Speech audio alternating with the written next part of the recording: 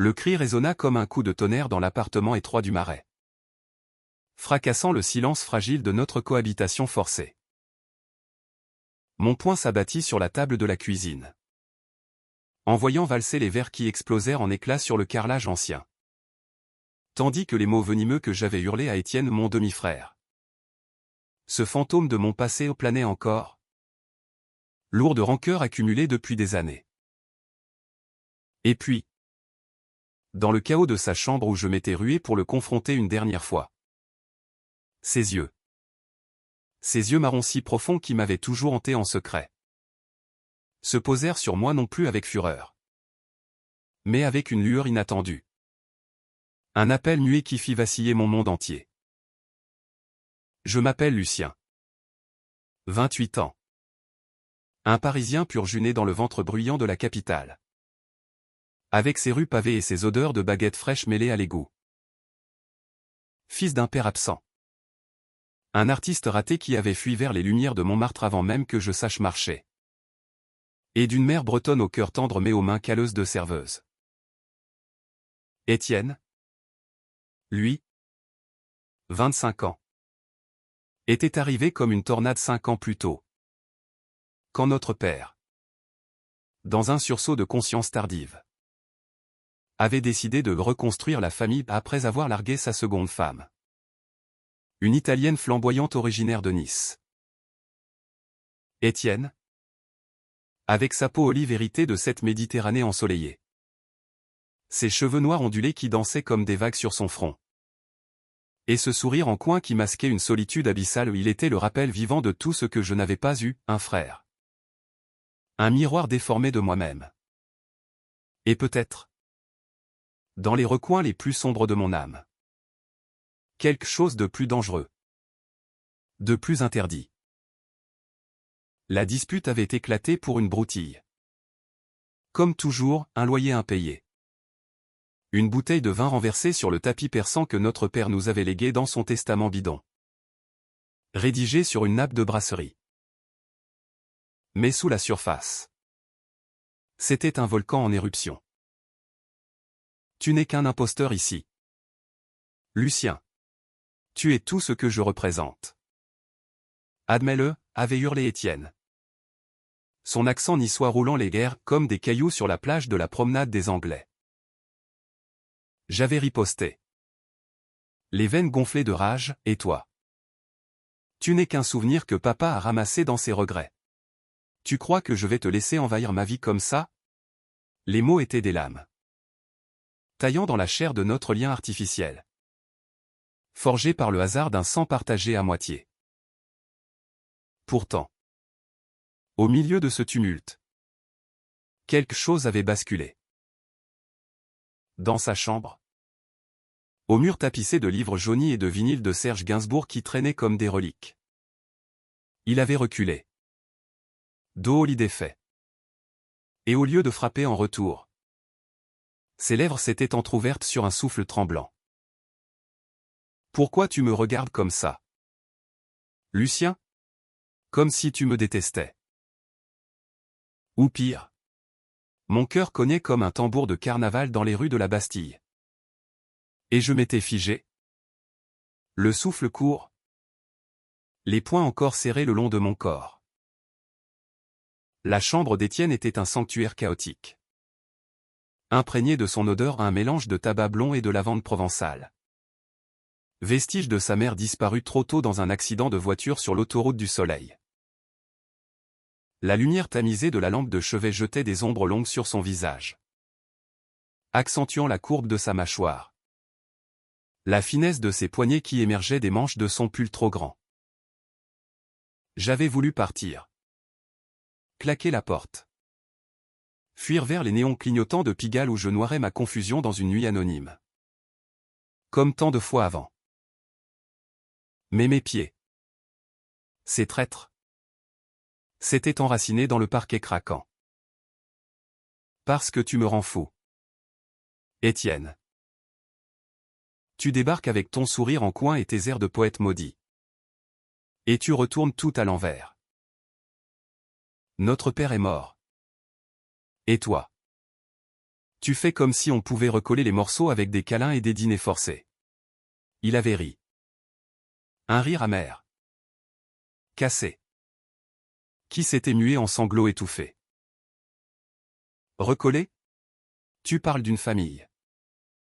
Lucien. Moi. J'ai grandi en regardant des photos de toi que papa gardait dans un tiroir. En me demandant pourquoi il préférait tes lettres aux miennes. Et maintenant? On vit sous le même toit. À Paris. Cette ville qui avale les âmes. Et tu me traites comme un intrus. Ces mots me transpercèrent, évoquant les nuits solitaires que j'avais passées à errer le long de la Seine. Cherchant dans les reflets de l'eau un sens à cette vie orpheline d'affection vraie. Étienne s'était approché. Trop près. Son souffle chaud effleurant ma joue. Et dans cet instant suspendu. L'air crépité d'une électricité que je refusais de nommer. Était-ce la haine qui se muait en désir? Ce tabou qui rampait dans les veines de notre sang partagé. Cette attirance LGBT que la société française. Si libérale en façade. Condamnée encore du regard quand elle touchait les liens du sang? Soudain. Sans un mot de plus.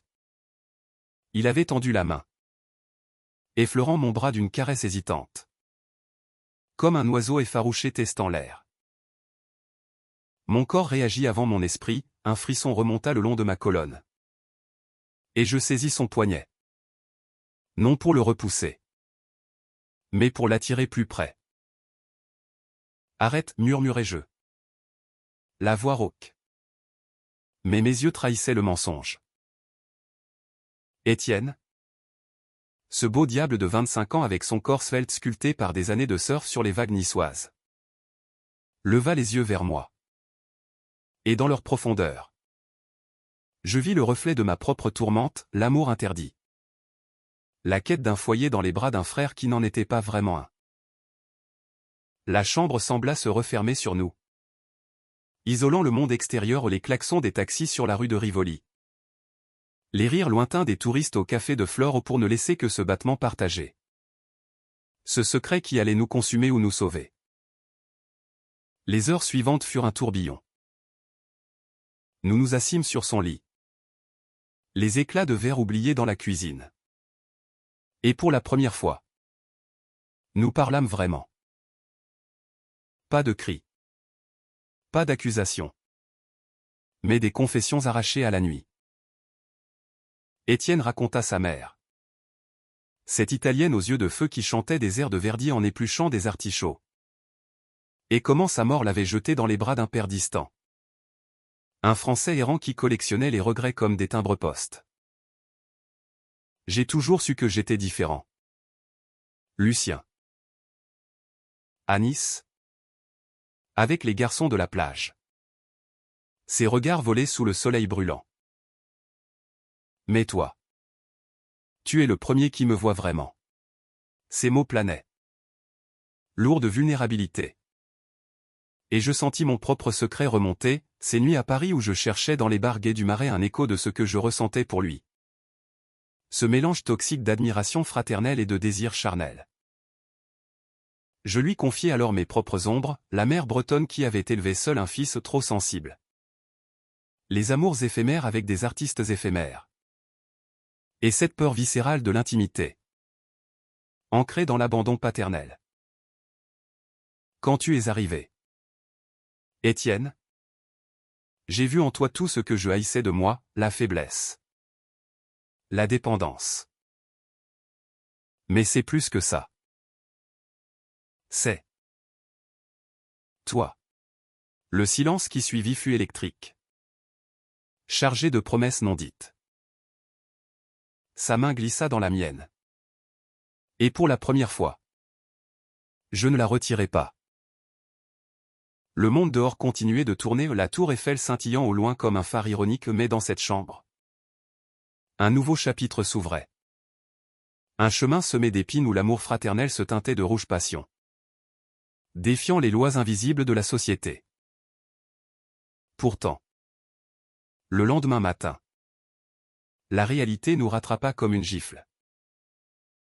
Étienne, avec son pragmatisme niçois, proposa d'appeler un ami avocat pour discuter de l'héritage familial.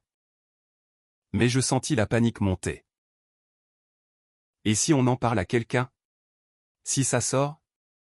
Il rit doucement, posant un doigt sur mes lèvres. Paris est une ville de secrets. Lucien. Regarde les amants de Verlaine et Rimbaud, ils ont brûlé la France avec leur folie. Et on les célèbre encore.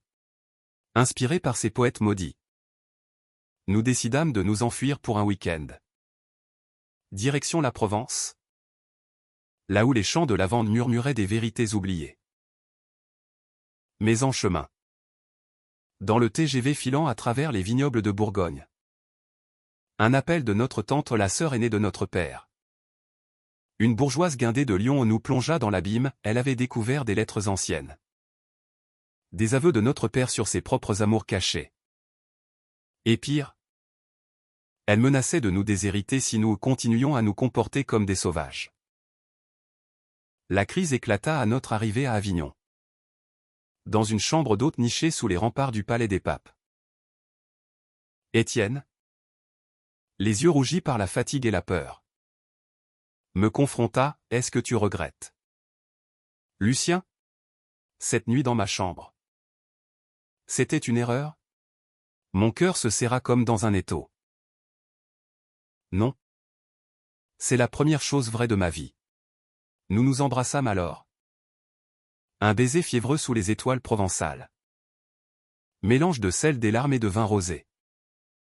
Scellant un pacte silencieux contre le monde. Mais le drame s'intensifia, notre tante débarqua le lendemain. Flanquée d'un notaire, hurlant des accusations qui résonnaient dans les ruelles pavées. Inceste. Scandale. Vous souillez le nom de la famille. Les passants se retournaient. Les murmures s'amplifiaient comme un feu de forêt. Dans le chaos, Étienne s'effondra. Son corps secoué de sanglots. Et je le serrai contre moi, défiant les regards.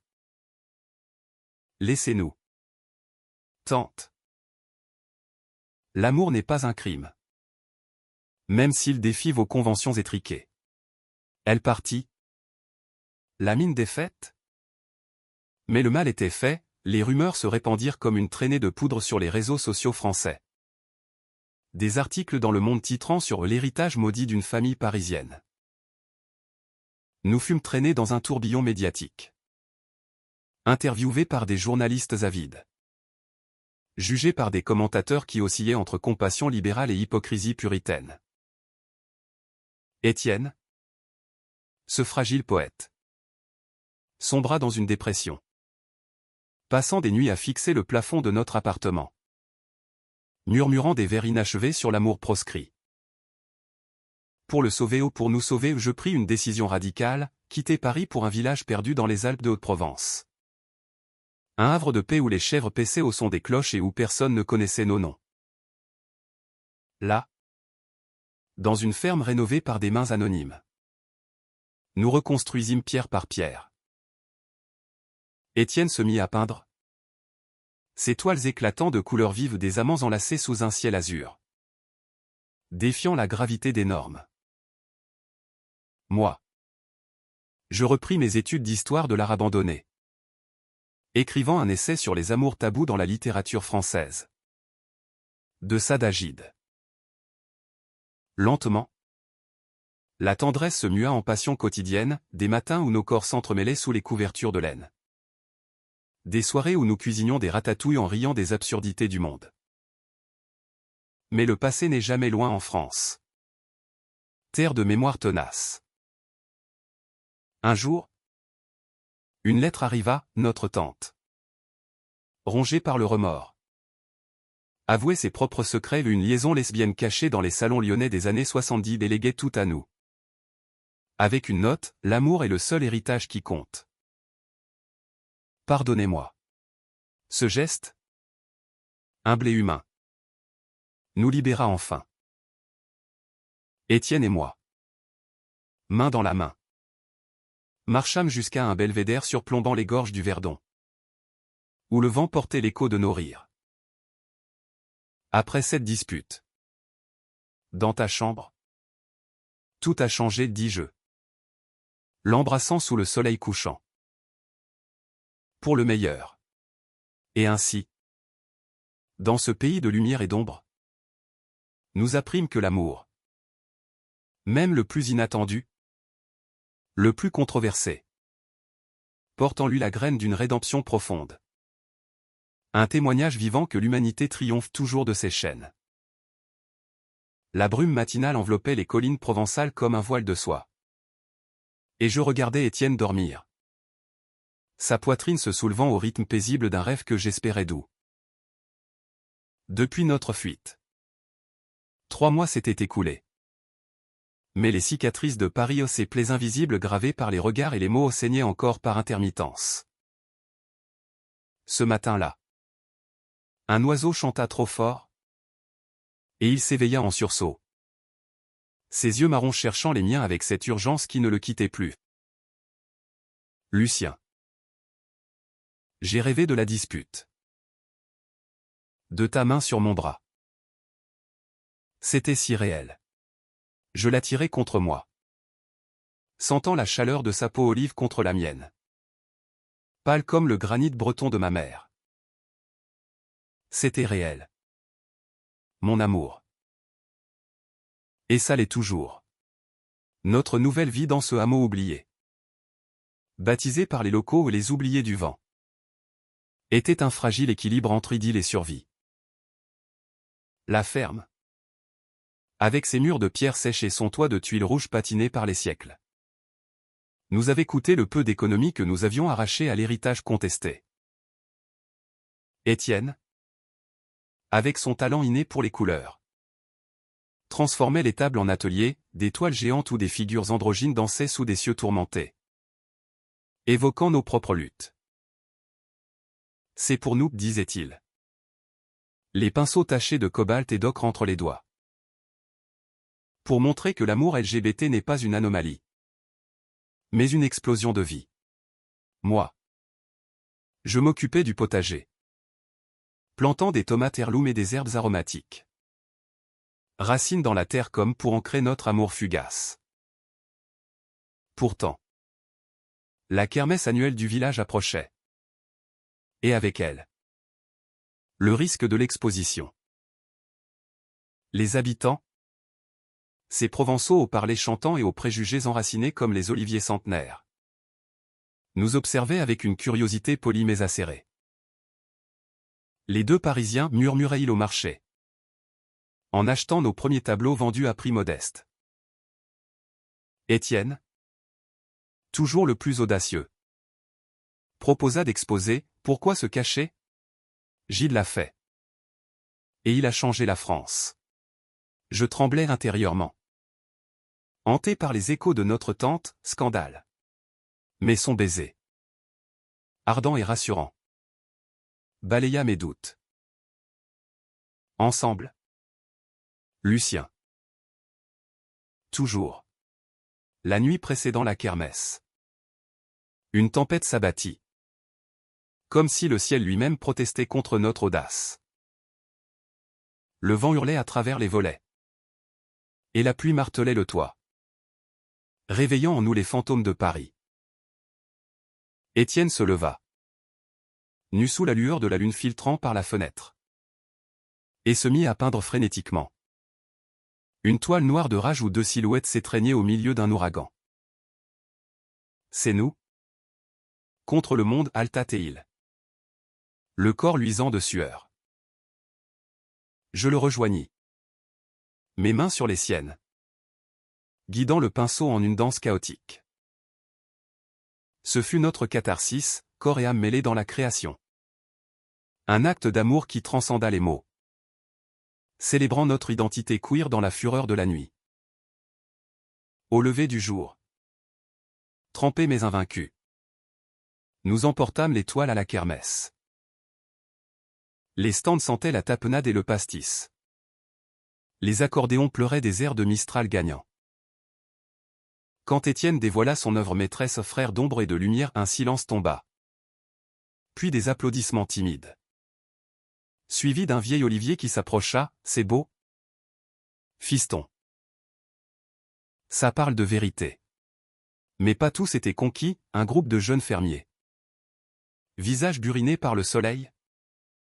Marmonnèrent des insultes, pédés de la ville. Qui viennent corrompre nos traditions. Le cœur battant. Je saisis la main d'Étienne. Prêt à en découdre. Mais il sourit. Serein. Laissez-les. L'art répondra pour nous. Ce soir-là. Autour d'un feu de camp. Une femme âgée. Veuve d'un résistant. Nous invita à partager son vin. J'ai aimé une femme. Autrefois. Dans les caves pendant la guerre. Le secret nous a sauvés. Mais il nous a aussi tués un peu. Ces mots, simples et humains, tissèrent un pont. Bientôt. D'autres confessions affluèrent, un boulanger assumant son fils gay. Une institutrice bisexuelle cachant ses poèmes. Notre histoire, loin d'être un scandale, devint un catalyseur. Rappelant que dans cette France rurale, aux racines catholiques tenaces, l'humanité palpite sous les masques. Pourtant, le drame guettait. Une semaine plus tard, un journaliste de Marseille, flairant le scoop, débarqua avec son appareil photo. L'inceste des frères parisiens, romance ou tragédie, titra son article dans la Provence, ravivant les flammes médiatiques. Étienne, brisé, s'enferma dans l'atelier, refusant de manger. Je ne suis pas une curiosité. Lucien. Je suis ton amour. Je le trouvais là, effondré parmi les toiles déchirées, et le serrai jusqu'à ce que ses larmes se tarissent. Alors, fuyons plus loin. Vers la mer. Comme ta mère le rêvait. Nous partîmes pour Cassis. Calanque turquoise où les falaises défiaient l'azur. Louant une cabane de pêcheurs. Là, sous le sel marin, notre romance s'épanouit en un été éternel, baignade nue au clair de lune. Dîner de bouillabaisse cuisinée à 4 mains. Et des nuits où nos corps exploraient les contours de l'interdit avec une tendresse infinie. Étienne écrivit une nouvelle. Chambre secrète. Publiée anonymement dans une revue queer de Montpellier. Qui toucha des milliers, l'amour n'a pas de sang, il a un cœur. Mais le passé revint sous forme d'une lettre de Paris, notre appartement avait été vandalisé. Graffiti homophobe sur les murs. La rage remonta.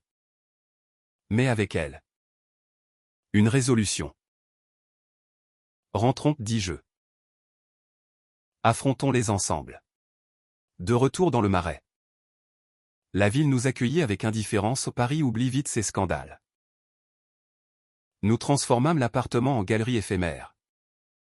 Invitant artistes LGBT de toute la France, peinture, sculpture, performance sur l'amour familial revisité. La soirée d'ouverture fut un triomphe, rire, larmes, embrassades. Notre tante, vieillie mais apaisée, vint même, serrant Étienne dans ses bras, je suis fier de vous. Mes garçons, vous avez guéri ce que j'avais brisé. Les lumières de la galerie clignotaient encore dans ma mémoire quand l'hiver s'installa, drapant Paris d'un manteau de givre qui craquait sous les pas des passants pressés. Étienne et moi, enlacés sur le balcon surplombant la place des Vosges, contemplions les flocons danser comme des confettis d'un carnaval mélancolique. C'est fini? La tempête, murmura-t-il. Sa tête nichée contre mon épaule. Son souffle chaud contrastant avec le froid mordant. Je l'embrassai sur le front. Sentant le poids de ces mois, de la dispute explosive à cette paix chèrement acquise. Notre amour avait foré un chemin à travers les roches de la société. Émerge plus fort, plus vrai. Mais la vie, cette farce cruelle, réservait encore ses tours. Au printemps. Un producteur de cinéma, fan de la nouvelle d'Étienne, proposa d'adapter Chambre secrète en film. Un drame romantique LGBT. Tourné en Provence. Avec vous comme consultant. L'offre scintillait comme un mirage, gloire. Validation. Un moyen de crier notre vérité au monde. Étienne, les yeux brillants, sauta sur l'occasion, imagine. Lucien. Notre histoire. Sur grand écran. Touchant des cœurs brisés partout. Moi. Prudent. Voyez les pièges, les tabloïds ravivés. Les jugements moraux sous couvert d'art. Pourtant. Son enthousiasme était contagieux. Et nous signâmes. Embarquant dans ce tourbillon hollywoodien à la française. Les repérages nous menèrent à Gordes. Village perché aux maisons de pierre blonde qui semblaient sculptées par les anges. Là, sous le regard bienveillant des acteurs, un duo de jeunes Français. Gaspard et Théo. Cisgenres et charismatiques. Incarnant nos doubles où nous revivions les scènes, la dispute. Le baiser inattendu. Les fuites et retours. Étienne, assistant à un tournage, se lia d'amitié avec le réalisateur. Un queer assumé de Toulouse aux idées radicales. Votre amour est révolutionnaire, lui dit-il. Il défie le nucléaire familial. Montre que le cœur n'obéit pas aux arbres généalogiques. Ces mots nous portèrent. Mais aussi les nuits solitaires quand le plateau nous séparait. Me rappelant la fragilité de notre lien. Un soir, après une scène particulièrement intense, la confrontation dans la chambre, je surpris Étienne en larmes dans une ruelle sombre. C'est trop réel. Lucien. Revivre ça. Et si le film nous détruit? Je le pris dans mes bras. Sentant son corps trembler contre le mien. Alors on l'arrête. Toi et moi. C'est plus important que n'importe quel écran. Mais il secoua la tête. Déterminé, non. C'est notre voix. Pour tous ceux qui se cachent encore. Cette nuit-là. Dans une chambre d'hôtel aux draps amidonnés. Nous nous aimâmes avec une urgence renouvelée. Nos corps fusionnant en un serment silencieux contre l'adversité. Le drame culmina lors d'une projection test à Cannes. Hors compétition mais bourdonnante de buzz. La salle, pleine d'invités en smoking et robe fluide, retint son souffle devant les images, nos mots, nos peurs, notre passion projetée en 35 mm. Applaudissements tonitruants à la fin. Mais aussi des sifflets isolés. Des murmures choqués sur l'inceste glorifié. Un critique influent. Plume acérée du Figaro. Titra, un pas trop loin pour le cinéma français, romantisme ou perversion? Les réseaux s'enflammèrent. Pétition pour et contre. Débat télévisé où des psychologues disséquaient notre dysfonctionnement familial. Étienne. Submergé. Disparu une nuit. Laissant un mot, besoin d'air. Reviens vite. Paniqué. Je le pistais jusqu'à Nice. Sa ville natale. Où il errait sur la promenade. Face à la mer agitée. Je doute? Lucien. Sommes-nous des monstres? Je m'agenouillai devant lui. Les vagues léchant nos pieds. Non. Nous sommes humains. Et l'humanité? C'est aimer malgré tout. Il pleura. Puis rit. Et nous marchâmes jusqu'à l'aube. Main dans la main. Sous les palmiers qui bruissaient comme des complices. Le film sortit enfin. Un succès critique malgré les controverses. Touchant des festivals queer de Berlin à San Francisco. Des lettres affluèrent, votre histoire m'a sauvé. Merci d'avoir osé. Notre tante. Lors d'une avant-première à Lyon. Nous serra fort, c'est beau. Comme la vie. Et dans l'intimité de notre chambre parisienne.